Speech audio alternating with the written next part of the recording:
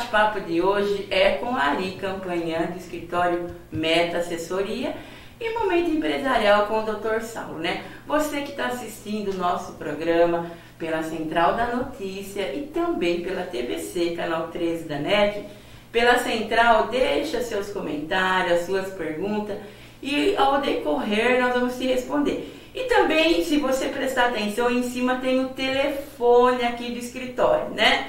Tá com alguma dúvida, de alguma pergunta?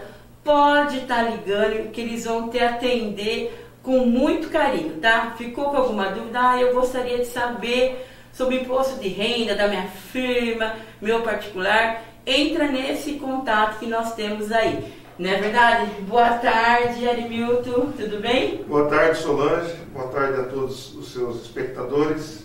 E hoje nós vamos falar de imposto de renda, né?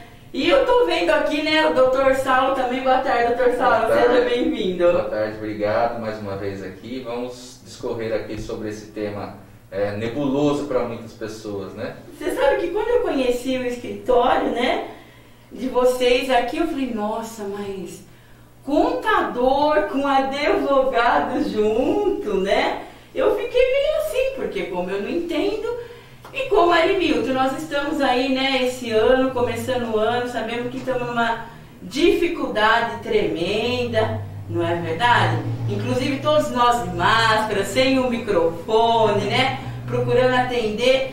Imposto de renda, eu acredito que vai ter que entregar o imposto de renda, né? E aqui no nosso bate-papo, antes de começar a nossa gravação, vocês dois, né, comentavam comigo que é muito importante, né, a união entre um contabilista com um advogado. Eu queria que vocês falassem um pouquinho para a gente sobre isso. Bom, Solange, a advocacia e a contabilidade elas estão ligadas intimamente, né? Porque nós lidamos com empresas, lidamos com as pessoas físicas, e todos os afazeres, entregas, obrigações sociais, une, vez ou outra, o advogado, o contador. E a gente tem que ter um relacionamento muito próximo desses profissionais. E aí, né, doutor Saulo, em que momento, assim, né, o advogado entraria? A gente sabe, assim, que tem muito inventário, né? Sim. A gente tem essa peculiaridade, né, com relação a herdeiros, né, com a declaração de imposto de renda, mas até mesmo para acompanhar as alterações que são feitas, né, porque todo ano a gente sabe que a Receita Federal ela faz algumas alterações, né, para esse tipo de entrega de declaração. Então, muitas vezes, quem entregou o ano passado pode estar desatualizado para a entrega desse ano, né, não saber que aquilo que eventualmente recebeu ao longo do ano, né, aquilo se enquadra como uma renda tributável, né, e que tem que constar e vai ter a incidência do imposto de renda, né. Então essa é a grande dinâmica que a gente acaba fazendo, né, entre os profissionais, para que um possa auxiliar o outro aí e consiga atender o cliente da melhor forma, para que também o cliente não caia na malha fina, né, porque se aí ele cai na malha fina, ele vai ter mais um problema. Não desobriga de entregar a declaração em atraso e ter que suprir a irregularidade e ainda vai sofrer uma execução fiscal aí da Receita, né, de uma forma desnecessária. Podendo evitar, a gente acaba contribuindo, né, com essa situação também. Arimilton, o que seria uma malha fina? Bom, a expressão malha fina vem da pescaria, né?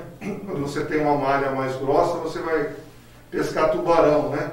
E a malha fina, ela pega os peixinhos menores, né? Então, a malha fina, ela busca nos menores detalhes da pessoa, né? Então, você é sorteado ali nessa malha fina, tá. Então você vai ser investigado com mais profundidade.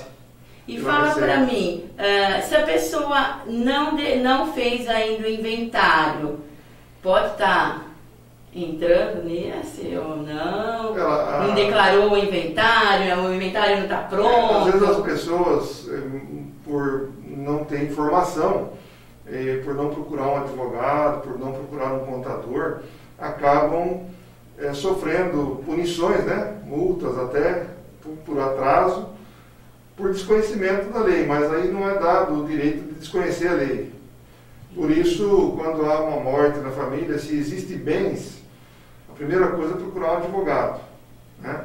E já, em conjunto, existem alguns colegas advogados que eles não têm essa afinidade com o imposto de renda. Então, eles nos procuram para dar esse auxílio. Por isso, essa união, né?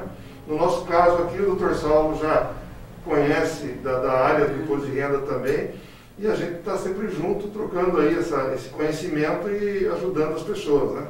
Por isso que é muito importante um escritório de contabilidade. Sim, né? sim, extremamente necessária essa parceria, e a gente vem falando isso, né, ao longo dos programas que a gente vem participando, né, essa união, né, para estar sempre atendendo, né, e a gente fala, procura, né, existe o profissional aí para ser usado, né, e uma das situações que a gente vem percebendo, e esse é um detalhe que a gente vem passando, né, para alguns clientes já faz um bom tempo, porque isso já vem, né, de uma longa jornada, é a questão do cliente que gosta, né, de estar colocando o CPF em todas as compras que ele faz. Hoje, qualquer estabelecimento que você vai, ele pergunta se você quer colocar o CPF, Sim. Nota Fiscal Paulista, né? O que é esse mecanismo? Então, isso que eu estou agora, será que não é bom isso? Não, a questão não é ser bom ou ser ruim. Sim. Né? A questão é que o fisco criou uma forma de você mesmo ser o fiscal dele. Né? Porque nós sabemos, controle, né? Nós sabemos que a questão de fiscalização no Brasil ela é muito emperrada, não tem mão de obra necessária, fiscais suficientes para isso. Então o que eles fazem? Eles te dão um benefício, mas também... mas você dá a informação para o fisco de bombejada. Né? A partir do momento que você coloca o seu CPF naquela compra, você fez a compra. Então você tem o poder aquisitivo para aquilo. E ganhar aquilo. Exatamente. Então pode ser que você tenha colocado o seu CPF em várias compras e que o seu salário ou o seu rendimento tributável que você informa é inferior ao que você colocou de nota fiscal no seu CPF. E aí? E aí, digo eu, que acontece isso comigo, gente? Você sabe que no meu programa eu sou muito direta, né? E se vocês estão falando assim, eu estou aprendendo muito, porque comigo, Arimilton, toda compra que eu vou fazer, como meu filho, né, tem uma empresa, eu coloco o CPF dele. Então, eu nunca, não tenho nem vergonha de falar, ele fala... Como ele faz a declaração, eu coloco tudo. E queira ou não queira, o mercado a gente acaba gastando bem, né? Todo mês. E eu até decorei já. Então, na realidade, tem os dois lados aí. A Receita Federal garante que esse tipo de mecanismo não será utilizado. Né? Nós não podemos... ter essa certeza. Né? Então, vamos lembrar um pouquinho daquela operação cartão vermelho. Né? As lojas faziam as vendas com o cartão de crédito e muitas vezes não declaravam aquela venda. Também foi um mecanismo que foi utilizado no passado e depois houve autos de infração para essas empresas. Então, da mesma forma, a pessoa física, hoje ela está utilizando esse crédito, né? Oferecendo o seu CPF para ter o crédito da nota paulista, mas que nós não temos essa certeza, embora eles tenham garantido que não será utilizado, que a Receita não vai utilizar essa informação, mas a Receita tem um mecanismo hoje muito mais avançado. Ela usa até as redes sociais para obter informação. Então, o ano passado nós tivemos notícia no seguinte sentido: a pessoa que estava aparecendo na rede social, ela não tinha um rendimento, tinha um rendimento baixo. E ela só aparecia em fotos, em iate, viagens, né? Então, foi uma maneira. E o contrário também. Uma pessoa de poucas posses, que tinha uma empresa no seu nome, e aí então você localizou e a pessoa realmente ela não sabia, utilizava o CPF dela para abrir aquela empresa e ela não tinha esse conhecimento. Então são mecanismos que a Receita está utilizando, as redes sociais, têm sido controladas, a gente não pode descartar não. Doutor Saulo, temos que prestar mais atenção, né? São detalhes, né, Solange, que muitas vezes as pessoas fazem sem nenhum tipo de expertise ou malandragem, na verdade. Como você mesmo falou, às vezes eu vou e passo, põe o nome do meu filho. Não é uma situação que a gente fala, não, tem um dolo, né? Não. Mas pode ser entendido, né, de uma outra forma pelo fisco. Né? E é isso que a gente passa, esse tipo de orientação que a gente acaba colocando, né, para falar, ó, se você for, coloque pelo menos o seu, né? Porque aí você é responsável pelas suas informações. Então você está carregando o CPF dele, talvez ele não tenha o rendimento para aquilo, mas você tem. Né? Aí nessa hora, o contador está fazendo o seu imposto de renda, caiu na malha fina, quem que vai te defender? Vai te advogado. Então aí a gente vai acabar se deparando com esse tipo de situação, né? Isso é muito comum, por isso que a gente fez esse comentário, né? Porque as pessoas muitas vezes acham, né, que elas estão assim, tendo muito benefício e na verdade não é tão benéfico assim, né? Elas na verdade estão eventualmente se auto-prejudicando lá na frente. Né? Então essa é a intenção nossa, né, de estar passando para o pessoal que está assistindo esses detalhezinhos, porque podem estar implicando aí na vida pessoal de cada um. Eu vejo que é legal o benefício, é bom utilizar sim, mas com critério, né? Acho que, como o caso a própria Solange citou aí, né? Ela compra e está colocando no CPF do filho. Então ela está sobrecarregando o CPF dele. Então vamos dividir isso, né?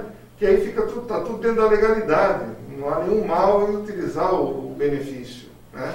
Mas tem critério. Você sabe que dentro de mim eu coloco o CPF dele, porque como ele, né, ele, por exemplo, ele está com uma academia, está comprando as máquinas e tal, então eu procuro colocar para que ele possa receber aí os benefícios, e na realidade, você também que está nos assistindo tem que prestar atenção nisso, né? Às vezes a gente pensa que está fazendo a coisa certa e estamos fazendo tudo errado, não é verdade?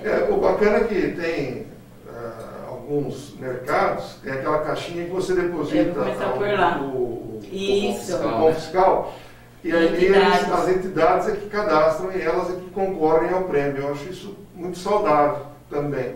Mas olha, eu falo para vocês dois e falo para você que está nos assistindo aí, quantas pessoas não fazem isso que eu faço, gente, né?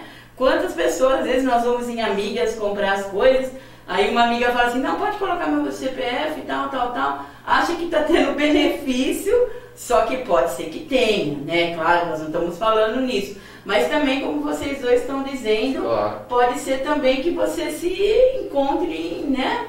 Amanhã ou depois, talvez seja chamado aí para responder esclarecimento, por exemplo, seu filho, ele declara e ele é chamado para prestar esclarecimento. Lógico que vai ser provado que você fazia as compras, que o salário, aquele valor vinha do seu salário, né? Vocês moram juntos, coisa e tal.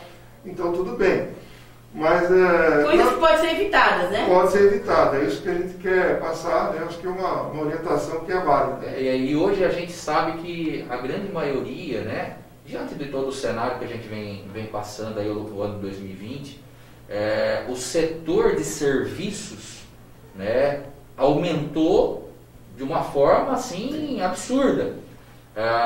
E esses profissionais de serviço, pedreiro, eletricista, encanador, né, esses que a gente tem assim mais contato, eventualmente estão trabalhando na informalidade, que é de praxe mesmo, tá?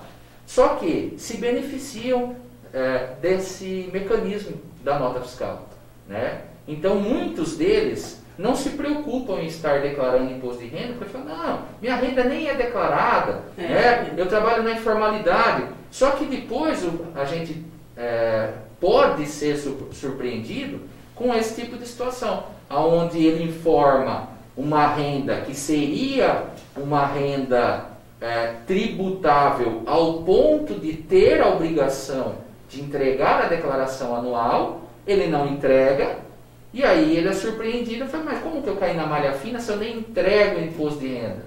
Né? Você caiu por causa disso, porque você fez declarações no seu CPF, comprou mercadorias no seu CPF, ao ponto da soma corresponder ao valor que excede a isenção, né, do imposto de renda. O nosso trabalho aqui da Meta e MyLinks ele tem sido nesse sentido, de ajudar muitas pessoas dessa área, né, de prestação de serviço, ou mesmo dos pequenos empresários, porque o que acontece, e o governo tem mecanismo também para isso, ele identifica o contribuinte que tem inúmeros imóveis, tá? Ele nunca declarou, né? E como é que ele conseguiu esses imóveis? É lógico que ele trabalhou ao longo da vida, ele teve o seu rendimento, mas ele nunca declarou. Então isso é um perigo, né? Então a gente tem resolvido alguns casos aqui onde o sujeito estava nessa situação, mas pôde formalizar, vamos formalizar a sua renda, vamos montar a sua empresa, né, do tamanho que ela tem que ser, com o tributo que ela tem que pagar, que aí você fica dentro da legalidade e não fica nessa informalidade sujeito, criando aí um passivo futuro, sim, onde você pode perder tudo que você conquistou, né?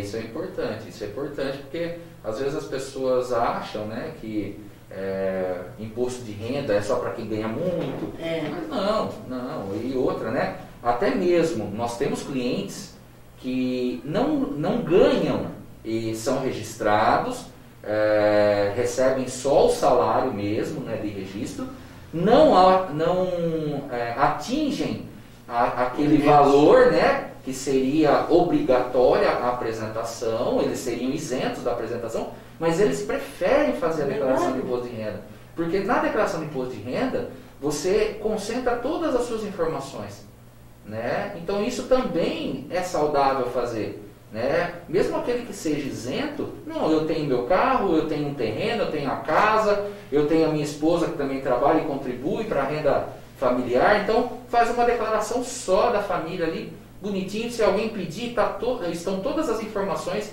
reunidas numa declaração só. Então isso também a gente acaba fazendo, né? A pessoa vai sentir essa necessidade quando ele depara, vou dar um exemplo aqui que é comum, a casa própria. Eu vou fazer um financiamento da casa própria e o banco lhe pede comprovante de rendimento, né? Então a declaração de imposto de renda seria um comprovante da renda dele, ou daquilo que ele tem, enfim, né?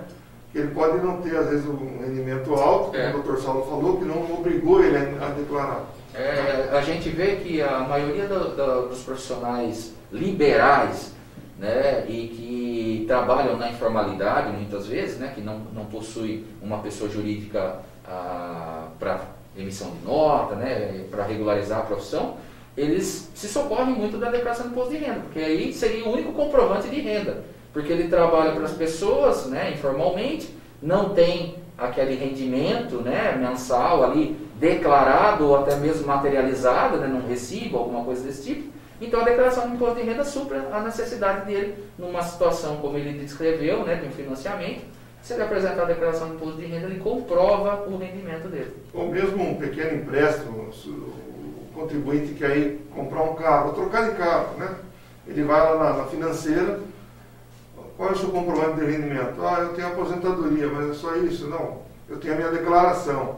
Então isso tem uma diferença muito grande e favorece na hora de você contrair aí um empréstimo, daquele que você obviamente consegue pagar tudo. Então a declaração muitas vezes é importante nesse ponto. Eu tive muitos clientes que não estavam obrigados a me dizer, olha, você não está obrigado.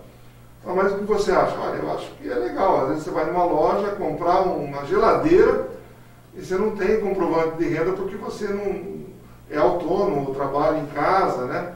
Uma cabeleireira, né? Uma senhora que faz salgadinhos em casa, às vezes ela ela já é aposentada, ela não vai se formalizar. Então a declaração supre essa deficiência.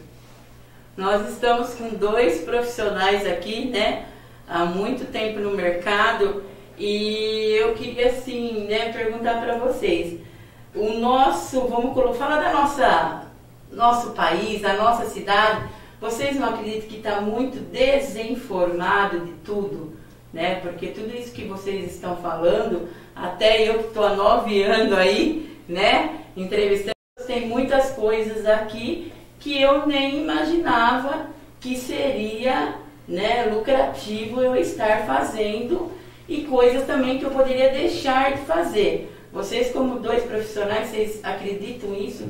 Que está muita desinformação, o pessoal está meio... Olha, a desinformação ela sempre teve, né? A desinformação ela sempre teve. E uma das situações que a gente acaba passando, né? Isso eu posso te falar porque em palestras que a gente dá, né? Ou em instituições de ensino ou particulares, a gente acaba tocando nesse ponto. Chegou-se num momento onde o amadorismo perdeu vez, tá? Então, assim, as pessoas, digo, pessoas jurídicas e físicas, elas precisam se profissionalizar mais e correr atrás de profissionais que estejam aptos a suprir as suas necessidades. É como a gente conversou alguns programas atrás, que eu falei com relação à cultura do nosso país, né, do brasileiro, em relação ao americano. O americano, ele tem, pessoa física, né, ele tem um advogado de confiança dele nos Estados Unidos. Aqui não. Aqui a cultura nossa faz com que o brasileiro procure advogado apenas quando tem um problema, né? Então a gente, assim, a nossa profissão de advogado é encarada muitas vezes como solução de problema e não de orientação. E deixa eu, não te cortando, mas já te cortei, né? E muitas vezes as pessoas falam, eu não vou gastar com advogado. Exatamente. É a nossa cultura, exatamente, né? Então a gente ainda é encarado como custo, como despesa. Né? E não como investimento. Né? Então essa é a grande diferença, mas realmente a desinformação não é só na nossa cidade, não. É que nós temos que falar de onde a gente está. A nossa cidade, fica muito claro essa desinformação e também o amadorismo que a gente costuma tocar com relação ao setor calçadista. Isso fica claro, a hora que a gente analisa o setor calçadista, a gente percebe pela retração que nós tivemos ao longo desses últimos anos, né, de empresas que vieram fechando, e o mercado sendo cada vez mais comprometido aí, né, e a gente sente, né, a economia da cidade, querendo ou não, ela era voltada, grande maioria, para os calçados. Então, se o calçado vai mal, a cidade vai mal. Eu vejo que é um problema social mesmo. O Brasil, o mundo mudou.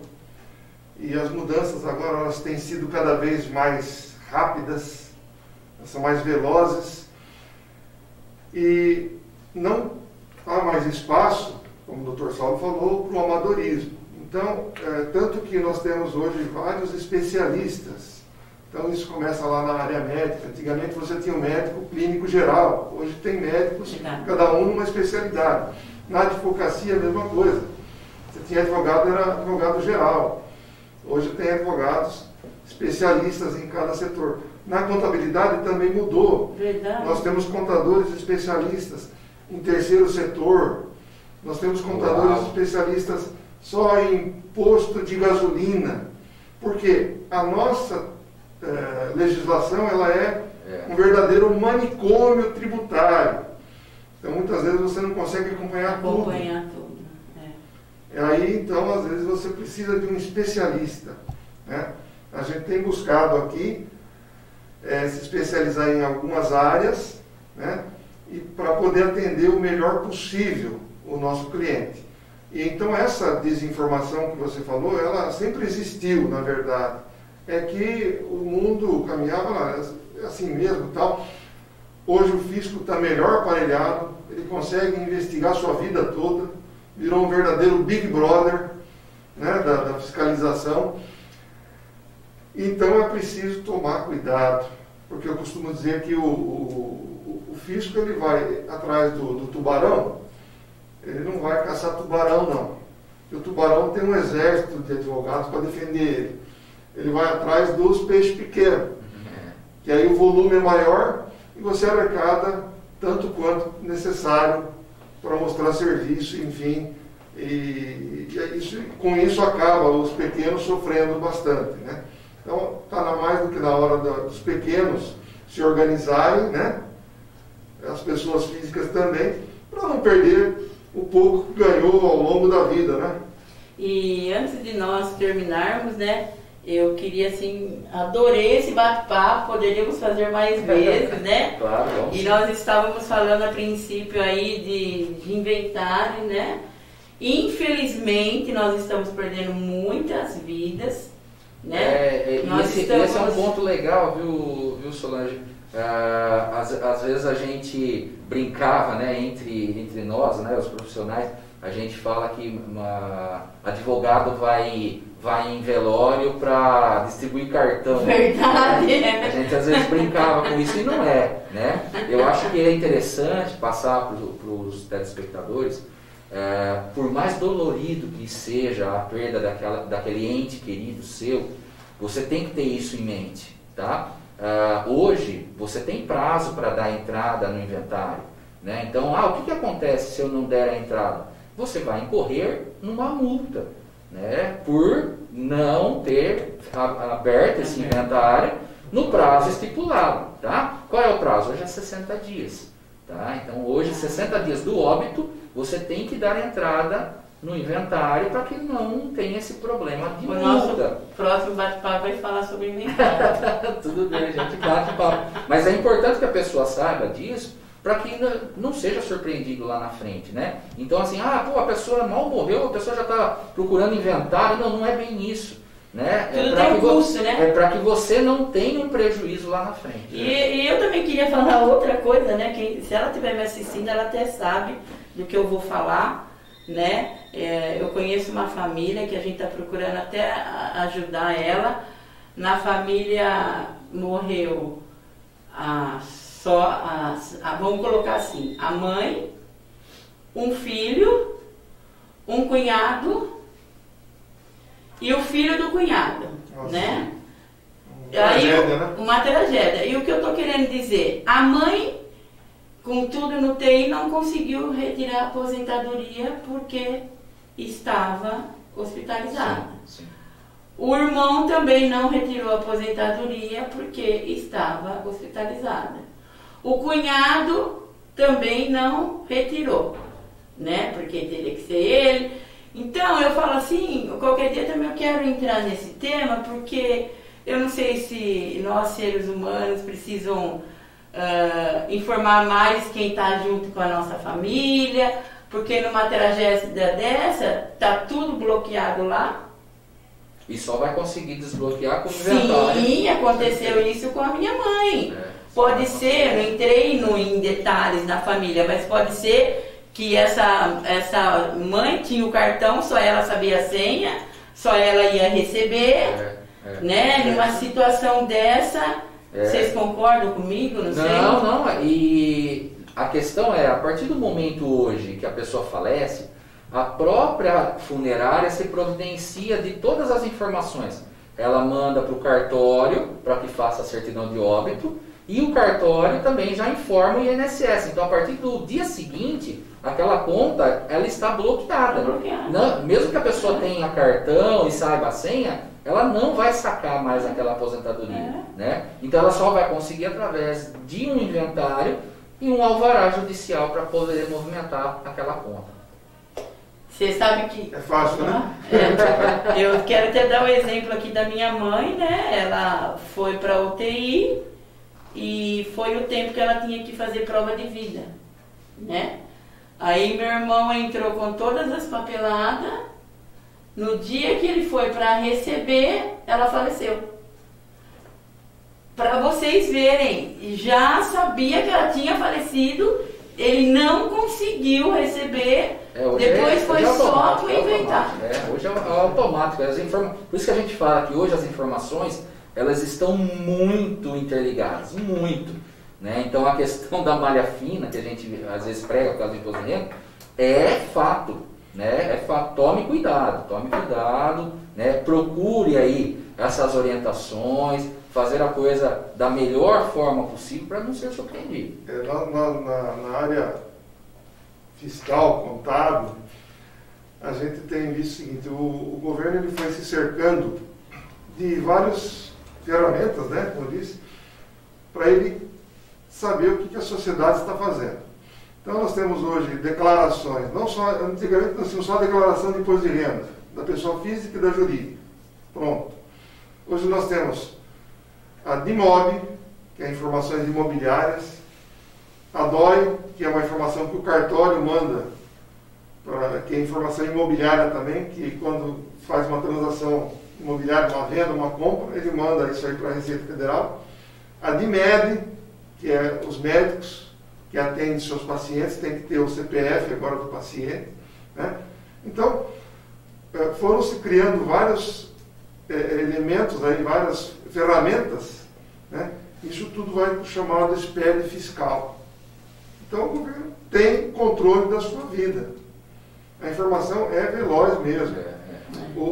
É a funerária que informa o cartório que informa a receita, e é rapidinho.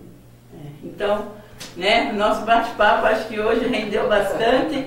Quero agradecer, né, ao nosso contabilista Erimilton, ao nosso advogado Torsalvo. Obrigado. E eu quero mais vezes esses bate-papo aqui. E você aí que está com alguma dúvida, né, está precisando de ajuda, pode estar ligando aqui sim, né, independente. Ai, eu vou ligar, não, eles vão estar orientando vocês, ou também algum escritório de sua, né, confiança, como eles mesmos disseram, sim. Algum contabilista da tua confiança, algum advogado que você confia, porque hoje nós estamos vivendo num mundo, como eles mesmos disseram, né, quando você nem imagina aí como que está a nossa situação. Então a gente precisa se manter muito bem informado.